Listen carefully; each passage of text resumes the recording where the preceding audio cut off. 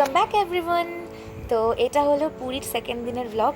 তো তখন বাজে প্রায় 5টা। তো তখন আমরা তাড়াতাড়ি করে উঠে রেডি হয়ে নিয়েছিলাম, কারণ তার কিছুক্ষণ বাদেই সানরাইজ হবে, মানে হওয়ার কথা ছিল আর কি। তো ওই জন্য তাড়াতাড়ি রেডি হয়ে নিয়েছিলাম সানরাইজটা দেখবো বলে। আর আমি তো কিছু ফটো ভিডিও করবো ঠিক করে নিয়েছিলাম।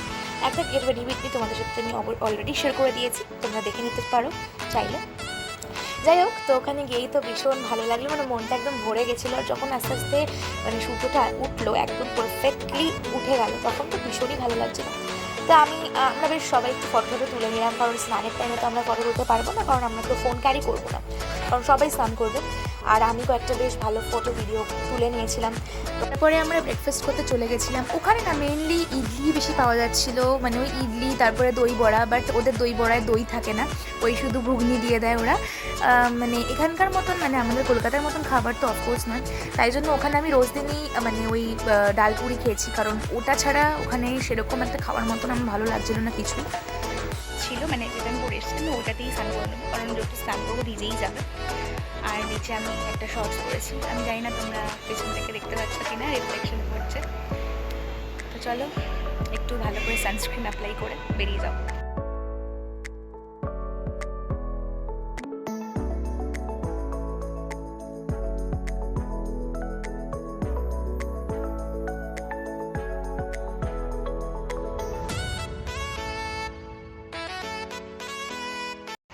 Trust me, I have never thought of this view, কারণ আমি কখনো ভাবিনি যে এত সুন্দর একটা ভিউ পাবো। কারণ এরকম সি সাইডে, মানে আমি এর আগে একবার ছোটোবেলায় পুরী এসেছিলাম, মোর অলেস 12 ইয়ার্স এগো। তো তখন এরকম পাইনি ভিউ, আর আমি ভাবিও নি যে এরকম সি সাইডে ভিউটা পাবো এরকম। তো ভীষণই ভালো লাগছে আমার। তো সবসময় এখানে এসেই থাকতে ভালো লাগে না, যতক্ষণ আমি হেতলের ভেতরে থাকি মনে হয় এখানেই থাকি। তারপর আমরা বেরিয়ে পড়েছিলাম একটু লাঞ্চ করার জন্য। তো আমরা এরকম একটা রেস্টুরেন্ট টাইপের এখানে ঢুকেছিলাম। তো ওখানে ঢুকে আমরা থালি অর্ডার করেছিল সবাই।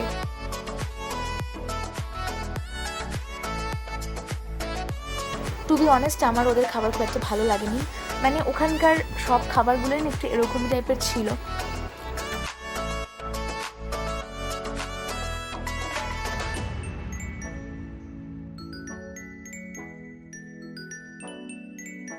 তারপরে আমরা লাঞ্চ করে বেরিয়ে পড়েছিলাম সাক্ষী গোপালের মন্দিরে যাওয়ার জন্য। তো আমাদের প্রথম থেকেই ঠিক ছিল সাক্ষী গোপালে যাওয়ার কথা, সাক্ষী গোপালের মন্দিরে। আমি জানি না স্পেলিংটা, ওখানে গিয়ে মনে হলো ওটা সখী গোপাল, আমি জানি না অ্যাকচুয়াল স্পেলিংটা কী।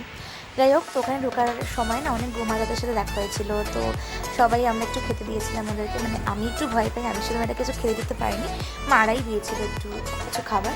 তারপরে আমরা মন্দির থেকে বেরিয়ে আমাদের গুরুদেবের আশ্রমে, আমরা যেহেতু অনুকূল ঠাকুরের দীক্ষিত, তো আমাদের ওখানে গুরুদেবের একটা আশ্রম আছে, ওখানেই যাবো বলে ঠিক করেছিলাম। আমাদের প্ল্যানিং ছিল আমরা এই দুটো জায়গায় যাবো সেদিন। তো ওখানেই গেছিলাম, ওখানে গিয়ে তো মনটা ভরে গেল, ভীষণই পিসফুল।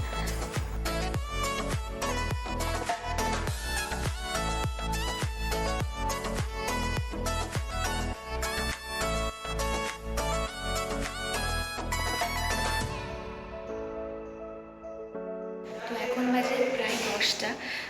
আজকে মন্দির থেকে এসে আমি আর বিচে যাইনি, প্রচণ্ড টায়ার্ড লাগছিলো, মানে চোখ লাল হয়ে গেছিলো, আমি আর বসে থাকতে পারছিলাম জাস্ট।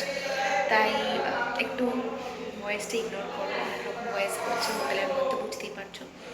তো তাই এখন রাত 10টা বাজে। তো আমি আর বিচে যাইনি, সবাই আসবে বিচ থেকে, আসার পর ডিনারটা করবো।